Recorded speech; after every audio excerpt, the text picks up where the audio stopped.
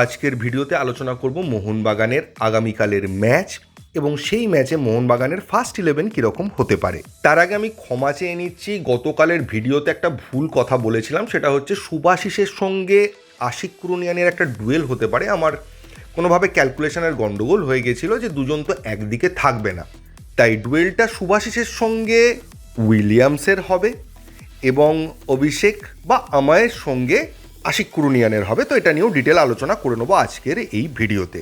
প্রথমেই বলি, যদি বেঙ্গালুরু ম্যাচটা আমাদের হোম ম্যাচ হতো বা যুব ভারতীতে হতো, তাহলে ম্যাচটা অনেকটাই ইজি হতো মোহনবাগানের কাছে। কিন্তু যেহেতু বেঙ্গালুরুর ঘরের মাঠে খেলাটা হচ্ছে, তাই অল্প হলেও একটু কঠিন তো বটেই।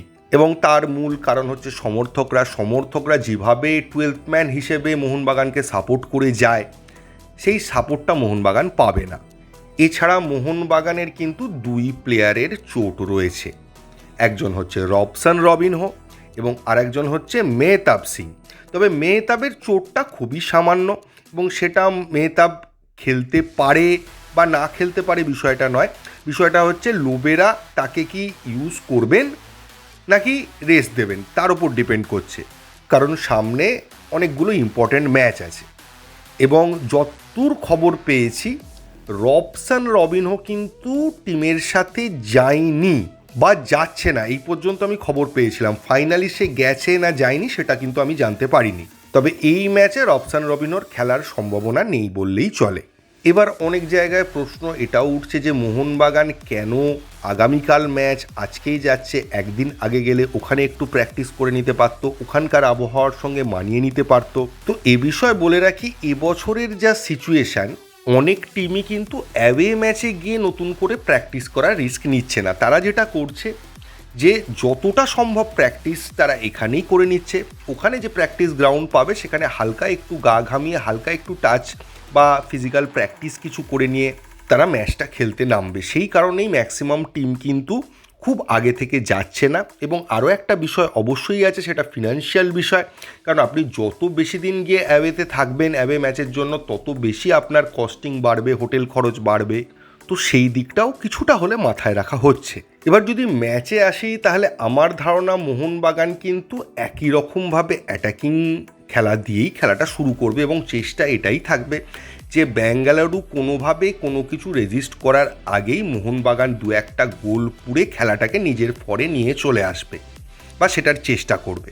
বেঙ্গালুরু টিমও খুব ভালোভাবে জানে যে মোহনবাগান কীরকম স্টাইলে খেলছে, ফলে তারাও আশা করি মোহনবাগান অ্যাট্যাক করলে তাদের ওপর পুনরায় অ্যাট্যাক করবে বা পাল্টা অ্যাট্যাক করবে, সেই চেষ্টা তারা করবে না। তাদের আমার ধারণা টার্গেট হবে আগে মোহনবাগানের ঝড়টাকে সামলে নাও, ঝড়ের মাঝখান থেকে কাউন্টার তুলতে পারলে কাউন্টার অ্যাট্যাক করো, নাহলে মোহনবাগান ঝড় তুলতে তুলতে যখন একটু বিরতি নেবে বা কোনো কারণে তাদের অ্যাট্যাকটা একটু কম হবে, সেই সময় কিন্তু তারা পাল্টা আক্রমণ শুরু করবে। কারণ ঝড় তুলে মোহনবাগানের সমস্ত ডিফেন্স ভেঙে মোহনবাগানকে উড়িয়ে দেবে এই রকম ক্যাপাসিটি অন্তত খাতায় কলমে কোনো টিমের এই মুহূর্তে নেই। যদিও আশিক কুরুনিয়ানের অ্যাট্যাকগুলো ফেস করার জন্য আমায় হোক বা অভিষেক হোক, দুজনেই মারাত্মক স্পিডি প্লেয়ার। তো স্পিডে আশিক কুরুনিয়ান খুব বেশি বিপদে মোহনবাগানকে ফেলতে পারবে না। কিন্তু তাও আশিক কুরুনিয়ান মোহনবাগানের জন্য প্রবলেম হতে পারে। তার দুটো কারণ আছে, একটা তো তার স্কিল, তার শুধু স্পিড নেই, তার মারাত্মক ভালো স্কিল আছে এবং সেই স্কিলটাকে আটকাতে গেলে আপনাকে ফাউল করতেই হবে এবং আশিক কুরুনিয়ান সেই সুন্দরভাবে ফাউলগুলোকে অর্জন করে নিচ্ছে ডেঞ্জারাস জায়গা থেকে। আর দু নম্বর বিষয় হচ্ছে আশিক কুরুনিয়ানের একটা চেষ্টা থাকবে নিজের পুরনো টিম মোহনবাগানের বিরুদ্ধে একটা কিছু করে দেখানোর এবং এইটা প্রমাণ করার যে আশিক কুরুনিয়ানকে যেতে দেওয়া মোহনবাগানের কাছে একটা ভুল ছিল। তো তাই একটা এক্সট্রা তাগিদ তার মধ্যে আমি কিন্তু এক্সপেক্ট করছি থাকবে। উল্টো দিকে উইলিয়ামসকে আটকানোর দায়িত্ব নিতে হবে শুভাশিসকে, এবং উইলিয়ামস যেহেতু খুব মারাত্মক ফাস্ট নয়, তাই আশা করা যায় শুভাশিসের উইলিয়ামসকে হ্যান্ডেল করতে খুব একটা সমস্যা হবে না। উইলিয়ামস যে বুদ্ধিদীপ্ত খেলাটা খেলে সেটাকে আটকানোর জন্য অভিজ্ঞতার প্রয়োজন এবং সেই অভিজ্ঞতাটা পুরোপুরি ভরপুরভাবে রয়েছে শুভাশিসের মধ্যে। শুধুমাত্র মেহতাবকে যদি না খেলানো হয়, তাহলে পাশে থাকছে দীপক টাংরি। এই জায়গাটা একটু হলেও চাপ, কারণ দীপক টাংরিকে আমি অন্তত এখনও একদম প্রপার সেন্টার ব্যাক হিসেবে দেখতে পারি না। দীপক টাংরি সিডিএম হিসেবে আমার খুবই ভালো লাগে, একদম ডিস্ট্রয়ার। কিন্তু দীপকের প্রবলেম হচ্ছে দীপকের ট্যাকেলগুলো। দীপক যেটা করে মাঝ মাঠে ডেঞ্জার ট্যাকেল করে। লাস্ট যে ম্যাচটা খেলেছিল সেখানেও কিন্তু ওকে দেখা গেছিলো একটা দুটো ডেঞ্জারাস ট্যাকেল করতে, ওটা করতেও ভালোবাসে এবং অপোনেন্টের মনে একটা ভয় ধরিয়ে দেয়। তাই দীপক সামনে এলে অপোনেন্ট কিন্তু একটু বুঝে খেলে। কিন্তু দীপকের এই স্পেশালিটিটা দীপক সেন্টার ব্যাক রোলে কখনোই প্লে করতে পারে না, কারণ পেনাল্টি বক্সের ধারে কাছে যদি কোনো কারণে ভুল ট্যাকেল হয়, এবং দীপক টাংরি যেহেতু আমাদের আইএসএল মহলে একটা ফেমাস হয়ে আছে বাজে ট্যাকেলের জন্য, তাই অনেক ক্ষেত্রে ঠিক ট্যাকেল হলেও রেফারি ফাউল দিয়ে দিতে পারে এবং সেখান থেকে আমরা পেনাল্টি কনসিড করতে পারি। তাই দীপক তার নিজের নর্মাল খেলাটা বা ডিস্ট্রাকটিভ খেলাটা কখনোই সেন্টার ব্যাক পজিশনে খেলতে পারে না। তবে এটার প্লাস পয়েন্টও রয়েছে, আপুইয়া কোনো কারণে ম্যাচ খেলতে না পারলে দীপক তার জায়গায় খেলতে পারে এবং আপুইয়াকে যেটা করতে হচ্ছিল বারবার সেন্টার ব্যাকে এসে সেন্টার ব্যাকের রোলটাও ফুলফিল করতে হচ্ছিল, তখন দুটো উইং অ্যাটাকে উঠছিল। তো দীপক যদি সেন্টার ব্যাক খেলে একটু সেট হয়ে যায়, তাহলে আপুইয়া যদি কোনো কারণে কোনো ম্যাচ খেলতে না পারে, দীপক সেখানে অনায়াসে মানিয়ে নিয়ে সেন্টার ব্যাকের রোলটাও ফুলফিল করতে পারবে, মানে যে খেলাটা আপুইয়া খেলে সেটা সে করতে পারবে। এবার যদি চলে আসি মোহনবাগানের ফার্স্ট 11-এ, গোলে বিশাল রয়েছে, আলাদা করে দেখাচ্ছি না। তারপরে পরপর 4 জন ব্যাক, সুভাশিস। এবার সুভাশিসকে প্রথম থেকে না খেলিয়ে তাকেও রেস্ট দিয়ে অভিষেককে প্রথম থেকে সুভাশিসের জায়গায় খেলানো যেতে পারে। অ্যালবার্তোর জায়গা নিয়ে কোনো প্রশ্নচিহ্ন বা কোনো দ্বিমত বা কোনো অল্টারনেটিভ ব্যাপার নেই। সেকেন্ড সেন্টার ব্যাক হিসেবে দীপক টাংরি অথবা মেহতাব খেলবে। মেহতাবের খেলার চান্স বেশি, কিন্তু যেহেতু একটা সামান্য চোট আছে তাই দীপকও শুরু করতে পারে। রাইট উইংয়ের জায়গায় আমায় রানাওয়ারে থাকবে এবং অথবা অভিষেক যদি ওপাশ থেকে সুভাশিস খেলে। তবে আমার মনে হয় অভিষেককে রাখাটাই বেশি ভালো হবে, কারণ ওদিক থেকে আশিক কুরেনিয়ান অ্যাট্যাক করবে। নেক্সট সামনে রয়েছে আপুইয়া, তার সামনে থাপা, যদি না লোবেরা কোনো রকম এক্সপেরিমেন্ট করেন।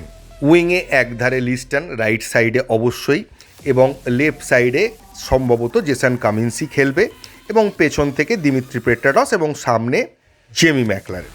কোচ যদি মলিনা হতো তাহলে আমি আপনাকে আগেই বলে দিতাম যে মোহনবাগান এক্ষেত্রে দুটো উইংয়ে একদিকে লিস্টন একদিকে মনবীরকেই খেলাবে এবং একটা বিদেশি কম খেলাবে, কারণ বেঙ্গালুরুও পুরোপুরি বিদেশি খেলাচ্ছে না। মলিনা এটা করতেন, অপোনেন্ট যদি পুরো কোটার বিদেশি না খেলাতো মলিনাও নিজের পুরো কোটার বিদেশি খেলাতেন না, কিন্তু লোবেরা সেটা করবেন বলে আমার মনে হয় না, কারণ এটাই সুযোগ।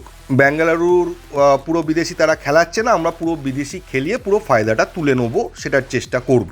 আর সুনীল যখন নামবে পরের দিকে, তো সুনীলকে একটু মার্ক করতে হবে। আপনারা সকলেই জানেন সুনীল অনেকটাই স্লো হয়ে গেছে, ফলে ওকে মার্ক করাটা এখন অতটা চাপের হবে না, কিন্তু ওর যে বুদ্ধিমত্তা বা ধূর্ততা, যেটার জন্যই সুনীল হয়েছে, তো সেইটাকে আপনাকে রেসপেক্ট দিতেই হবে এবং ওর থেকে সবসময় সাবধান থাকতে হবে। তবে ওদের স্যানচেসকেই আমার সব থেকে বেশি থ্রেটনিং লেগেছে। তো স্যানচেসের একটা প্লে মেকিংয়ের ক্যাপাসিটি আছে, কিছুটা মাদিতালার টাইপের প্যাটার্ন ওর মধ্যে রয়েছে, ফলে ওকে ওর ন্যাচারাল খেলা খেলতে দিলে হবে না। এবার এই দায়িত্বটা কে নেবে, থাপা নেবে না আপুইয়া নেবে, সেটা লোবেরাই ঠিক করে দেবেন। তো এখনও পর্যন্ত মোহনবাগানের খেলায় সেই রকম কোনো প্রবলেম তো দেখা যায়নি, একমাত্র কাউন্টার অ্যাটাকের ক্ষেত্রে ডিফেন্স ভেঙে যাচ্ছে, এই জায়গাটা একটা বড় চাপের বিষয়। আশা করি লোবেরা এই জায়গাটাকে রিপেয়ার করে নিয়েছেন বা কিভাবে এটাকে সামলাতে হবে সেটা প্লেয়ারদের বলে দিয়েছেন। তো আমি কোনোভাবেই এই ম্যাচটা থেকে মোহনবাগান পুরো হেরে যাবে বা পয়েন্ট লস করবে এরকম কিছু কিন্তু কোনোভাবে দেখতে পাচ্ছি না, বা এরকম কোনো চান্সেসও দেখতে পাচ্ছি না। খুব খারাপ যদি কিছু হয়, মোহনবাগান যদি ভুল করে, মোহনবাগান হয়তো 1 পয়েন্ট নিয়ে ফিরতে হতে পারে, 2 পয়েন্ট লস করতে পারে, কিন্তু 3 পয়েন্ট পুরোপুরি লস করবে এই জায়গাটা কোনোভাবে অনুবীক্ষণ যন্ত্র দিয়েও চোখে পড়ছে না। তবে যেহেতু খেলাটা ফুটবল, আপনি যদি ভুলভাল কিছু করেন, ভুলভাল ডিসিশান নেন, ডিসিশান মেকিংয়ের প্রবলেম হয়, সামান্য মিস্টেকও কিন্তু ম্যাচ ঘুরিয়ে দিতে পারে। তো টোটালি ডিপেন্ড করে আছে মোহনবাগানের মিস্টেক করার ওপর। আর মোহনবাগান যদি মিস্টেক না করে তাহলে আমার ধারণা এই ম্যাচটা টাফ ম্যাচ হবে না। তো দেখা যাক কি হয়। আগামীকাল সকালে আবার ভিডিও নিয়ে আসছে। এই ভিডিওতে এইটুকুই। থ্যাংক ইউ, ধন্যবাদ এবং জয় মোহনবাগান।